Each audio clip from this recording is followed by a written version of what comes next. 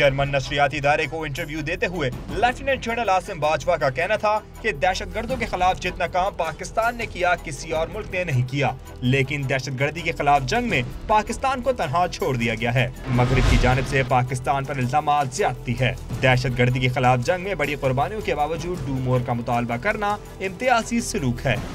उन्होंने भारत के साथ हालात ठीक न होने की बुनियादी वजह मसला कश्मीर को करार दिया। उनका कहना था भारत को NST की रुकनियत दी गई तो ये इम्तियाजी सलूक होगा। आसिम बाजवा का कहना था कि अफगानिस्तान पाकिस्तान का बरादर मुल्क है।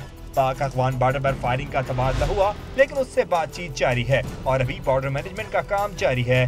ड्रोन हमले से मुतालिक कोई पेश की इत्तला नहीं थी। ऑपरेशन ज़रबिया से मुतालिक बात करते हुए आसिम बाजवा ने कहा कि शुमाली वज़ीरिस्तान में बिला तफरीक ऑपरेशन किया गया। पाकिस्तान में इंटेलिजेंस की बुनियाद पर 18,000 ऑपरेशन किए गए, जिनमें 240 दहशतगर्द मारे गए। 62% IDPs की वापसी हो चुकी है और उनकी वापसी का अमल इस साल के आखिर तक मुकम्मल हो जाएगा।